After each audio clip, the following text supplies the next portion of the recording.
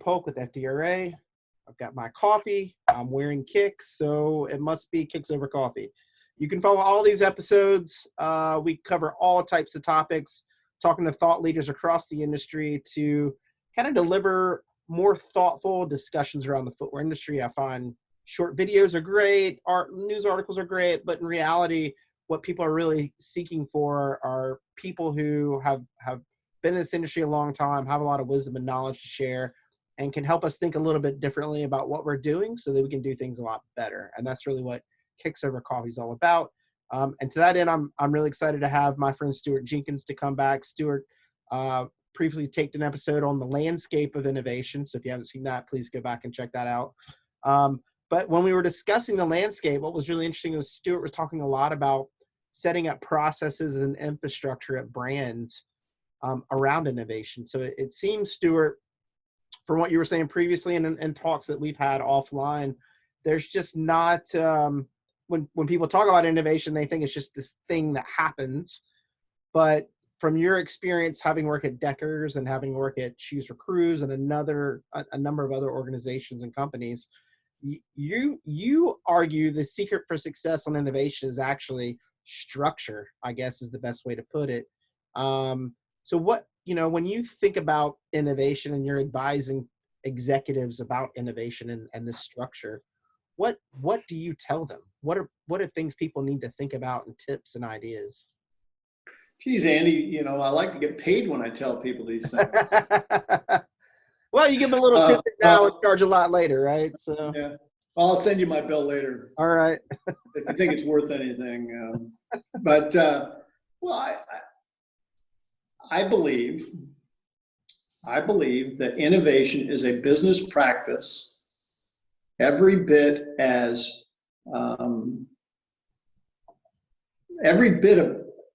as structurable as accounting, and probably more structurable than marketing, because I think it's more easy to measure. It's certainly as structurable as product development. And yet most organizations seem to treat innovation as a black box of hope, and hope is not a strategy. So I believe that innovation is a muscle to be developed. It is not a light bulb to turn on. And when you start thinking about how do I structure it, what are the elements that I need to structure it, how do I make sure that it is a business practice, how do I make sure that I get a return on my investment, all of that is possible if you set yourself up in the right way. And I think the best innovation book ever written is called Making Innovation Work. I think it's by Shelton. And it reads like a textbook, but really, if you simplify that process, there's just about 8 or 10 things that you have to do to organize yourself. And you want to talk about simple things? How about that the CEO be able to define for the organization what innovation is? I hear call reports, quarterly reports, and I will bet you that if you tortured, you could take them to Guantanamo Bay and 80% or 90% of the CEOs could not define what innovation means to their company. And it's not hard. My working definition is into the new, powerful, positive change, and turning ideas into dollars. That gives you a rubric under which to say, well, is this idea that's sitting on my desk? I've got Stuart Jenkins across the table from me, and he's trying to sell me this foam made out of 85% recycled content. How should I look at it? Well, is that powerful, positive change? Is that something new for us? Is that going to turn ideas into dollars? Well, now you have a framework, right? A second thing is almost no one wants to measure innovation. You got all the, the CPAs over there and the accountants going, okay, we spent $1 million on innovation this year. What did we get back? Well, I'll tell you what you got back this year. Nothing. Because before you harvest the crop, you have to plant the crop. And when you have an 18-month product development cycle, like the footwear industry, which is absurd, by the way, when you have an 18-month development cycle, how in the heck are you going to let your accountants sit around and start getting out their little HP calculators, figuring out ROI on a 1-year basis? And if you have an 18-month product development cycle, how are you going to fund innovation over 12 months? So you have to say, okay, we have to come out with a structure that says we're going to evaluate and we're going to get an ROI. I believe when we were running the innovation team at Deckers, we were, I believe by the 3rd or 4th year, we were getting a return on that budget of something in the neighborhood of 75 times return annually. You have to have some big wins to do that. But innovation is not a cost center if it is organized, structured, managed, and measured properly. It is a revenue driver. It is a cost reduction center. It should be a self-liquidating process. But you have to calculate your return on what innovations did you bring to market and how did they perform over about a 5-year period.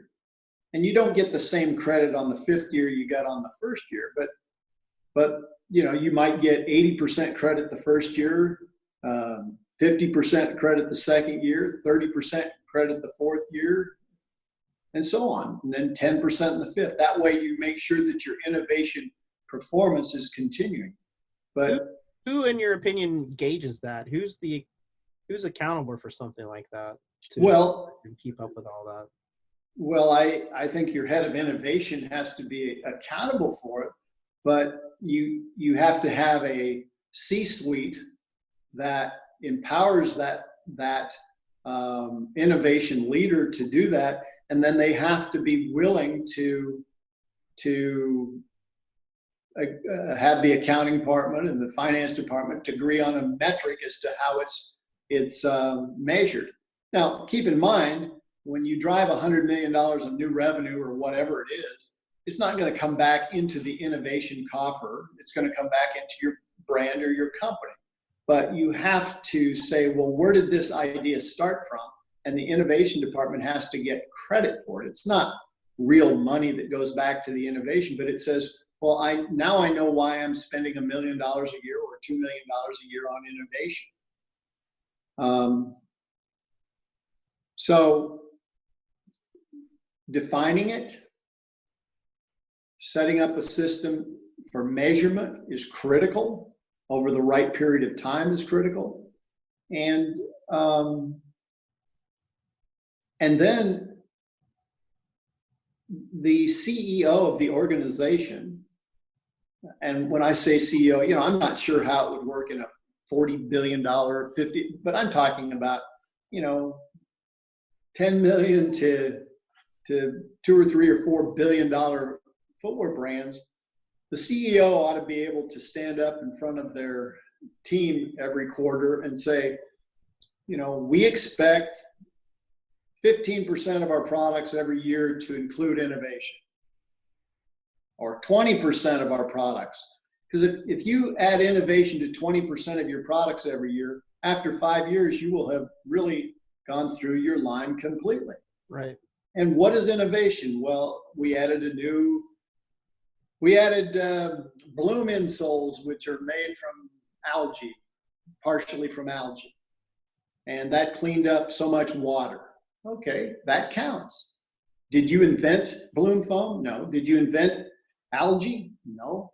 But you used it in your product, so you've updated your product. Well, that counts. So the leader of that division goes, okay, I've put that in X number of my shoes, or I've used a new material on the upper, or I've done this. But again, I doubt that most CEOs articulate a goal that, again, is so simple and so easy that yet will drive the company's behavior. You know, if you have to go and read a 10-page report to find out what the innovation organization is doing, what the innovations company goals are, I mean, give me a break. It's just, so define it, measure it, set goals. How hard is that? Yeah. We were talking earlier on the kicks and coffee last time about, you know, what are, I think, the low-hanging fruit, as you call them, or if you want to be an innovation organization in the footwear industry, I'm going to give you a piece of advice, I guess, or a recommendation. It's not really advice, a recommendation that is free and can drive all kinds of new innovation into your company. And I don't know one footwear company that is set up to do this. Well, let's hear this. Okay, so most innovation in footwear companies comes from vendors, material suppliers, right, chemical suppliers, textile suppliers, manufacturers. And those people have salespeople knocking on footwear company door day after day after day. And yet there is no organized system in most companies to receive those incoming inquiries from, let's call it, known vendors. We'll leave off independent inventors like Stuart Jenkins for now. But, you know, I've been at a conference where vendors were literally asking panelists from major footwear brands, how do we show you our new stuff? How do we get in? How do we see you? You know, I've made dozens of calls. Nobody returns my call. I meet and the person can't make a decision. I meet and the person doesn't have a budget. I make an appointment and the person I made the appointment with isn't there. If any footwear company wants to really be first, fast, and have the best ideas presented to them by their vendors who know their business, set up a time once a week, once a month, once every quarter, and say, we're going to have the right people. I don't know whether the right people are 3 people or 4 people. It's certainly not 12 people. Mm-hmm. We're going to have one person in charge of that meeting. And we're going to review ideas, one every 15 minutes, one every 30 minutes. And by the way, Mr. Vendor or Miss Vendor, if you show up with something that's not truly innovative, you're not invited back. But we're going to have the right people there. We're going to have a process to evaluate this under our definition of innovation. We know what we need. We know what we're looking for. We're going to look at this idea and say, well, how can we use it, not how can we reject it? What's really good about this idea? How could we make it better? How could we bludgeon our competitor with it? You want it to be very easy for these vendors to give you new ideas. You know, it was a vendor that came up with knitted uppers. It was an outside inventor who came up with airbags for Nike. Outside innovation came up with carbon fiber plates for shoes. Wasn't the footwear brands. So you need to create an environment. And if you're the president or the leader of the organization, you need to say, okay, how many ideas did you review? Which ones did you accept? Which ones did you reject? You ought to reward the people that are around that table for bringing ideas in, not for rejecting ideas. Mm-hmm. And you ought to track the ideas that they rejected that then went on and were successful at other companies. You really have to have a system, but all you have to do is set up a time where vendors can present their idea, set a standard, set a time limit, get the right people in the meeting, have a budget, and then tell that vendor, I like your idea, I will use it. I don't like your idea, I'm not interested. Don't go, we're thinking about it. I got to present it to the vice presidents of no over here and Right. these people over here. And geez, just make a decision. It's not that hard. I've found, in a lot of these meetings, when someone's bringing a new idea to the table, they can actually be really good brainstorming sessions where somebody could bring something to your attention. Maybe it's not exactly an innovation that you can deploy that meets those 3 criteria you talked about, at the very start, but you can see the potential for where it's heading, and it gets your head around, something extra where you could inform that supplier. We don't exactly need what that is, but we see where you're heading. And if you could just make a couple of adjustments to this or think about that, and then come back to us in 6 months, this is something we think could happen. And, so I think it's one of those things where we think someone's going to come in when we set up a system like this, someone's going to come in, pitch us, we say yes or no. It could lead to a whole new different idea that the supplier hadn't thought about and you hadn't thought about. They could create something extremely beneficial to the process. Ideas are much more like acorns than oak trees. And getting the right team to evaluate ideas, you have to be able to see that an oak tree will grow from an acorn, right? Frank Rudy, when he was pitching the Air, what became Nike Air, he was trying to sell an Air insole. And, Joe Skya said, no, I'm not going to do an insole. I'm going to do a midsole. That's where it matters. So this ability to look at, as you say, look at what is presented and see something bigger or slightly different, I think is one of the important things. You've got to have the intellectual perspicacity to really expand an idea.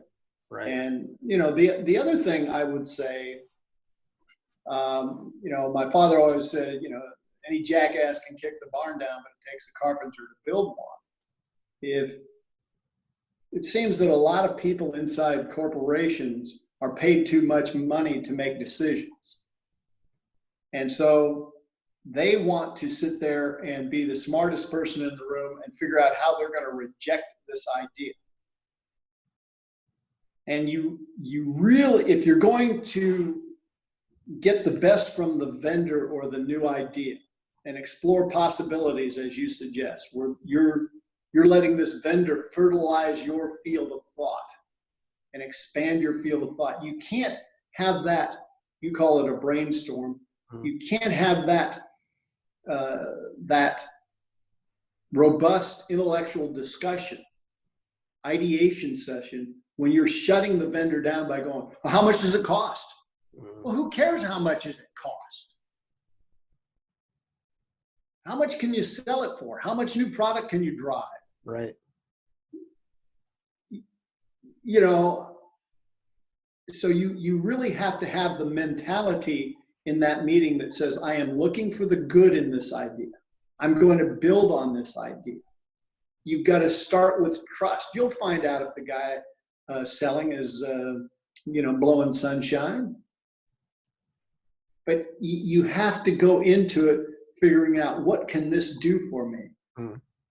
And I always like to look at new ideas and go, well, how am I going to make it tougher for my competitor to compete? Right.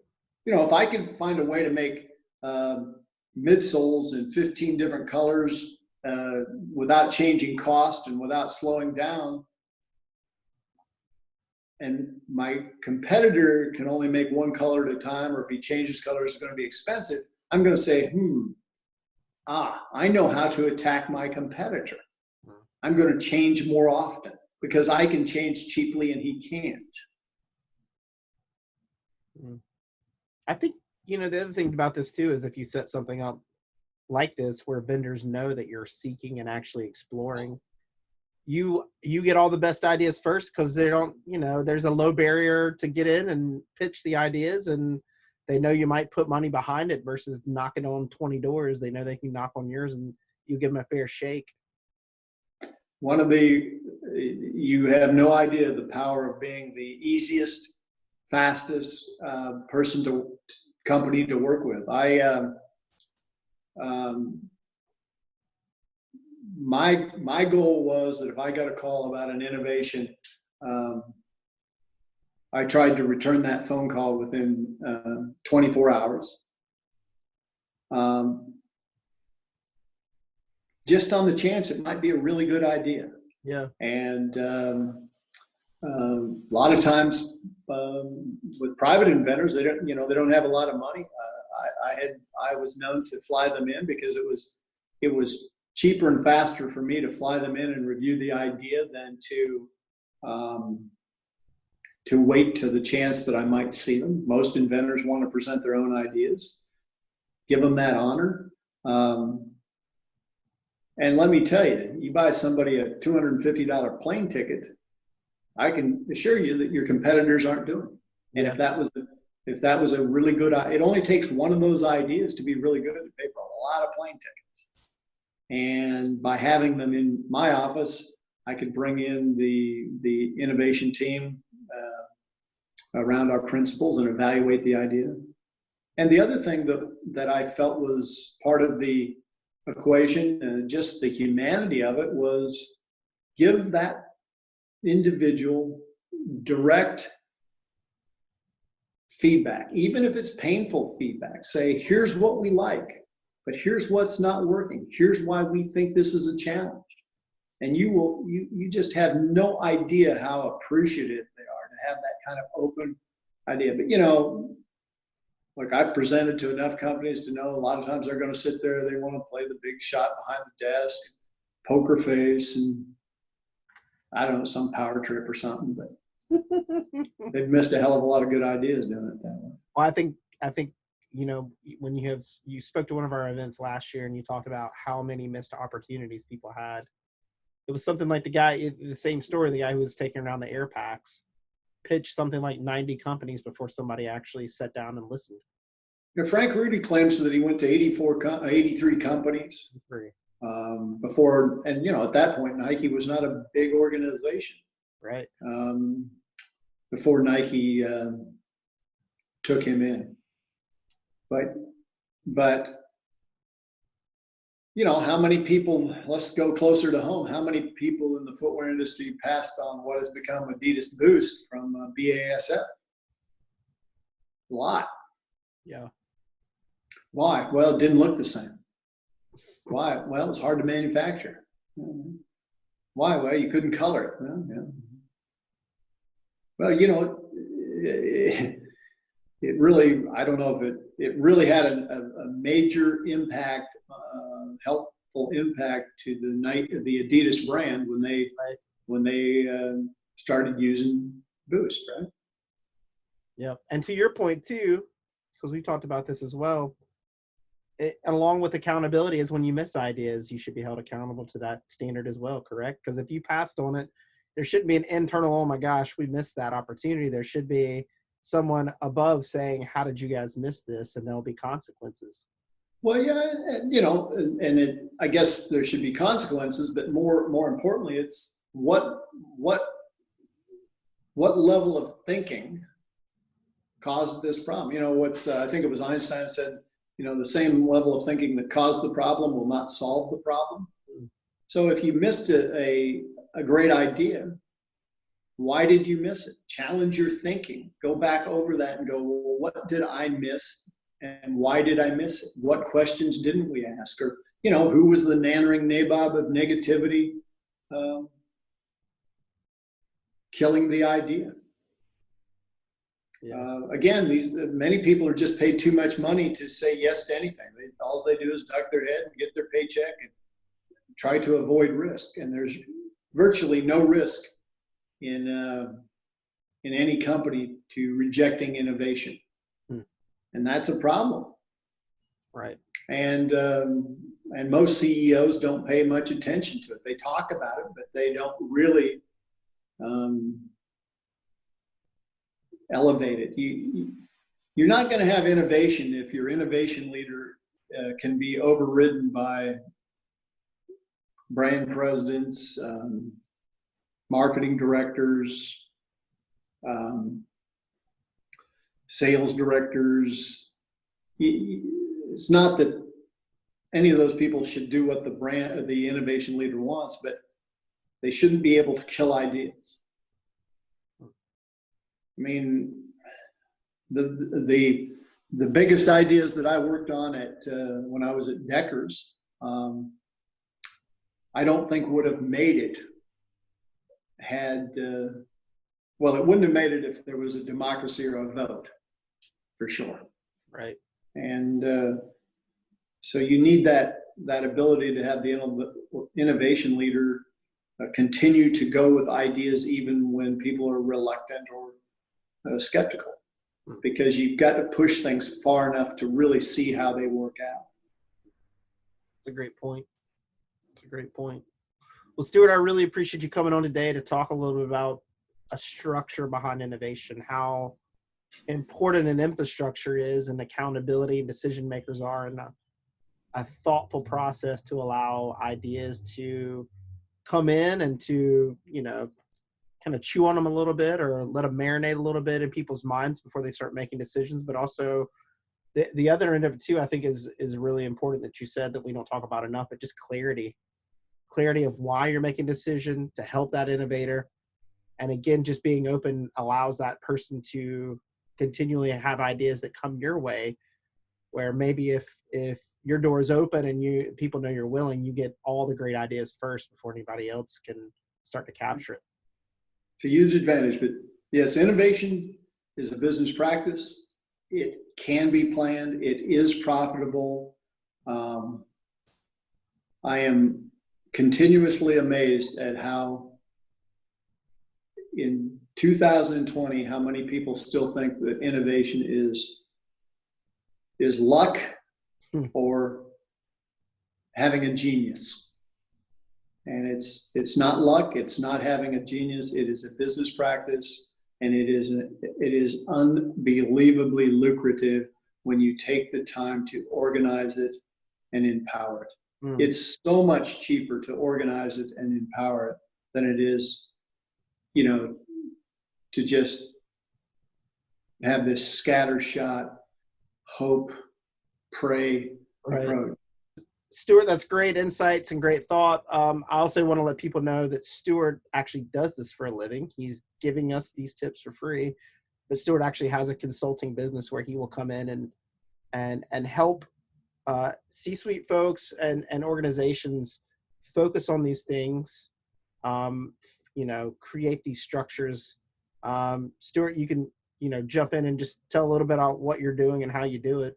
There's nothing I like doing more than helping companies innovate. And that's really what I've set up my White Hat Innovation organization to do. White Hat Innovation is really me. You can look me up on LinkedIn, Stuart Jenkins. Yeah.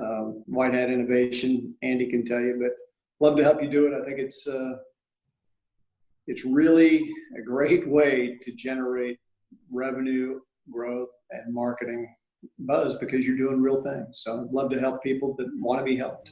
Great. And folks, again, it's White House Innovations. You can go look up Stuart on LinkedIn.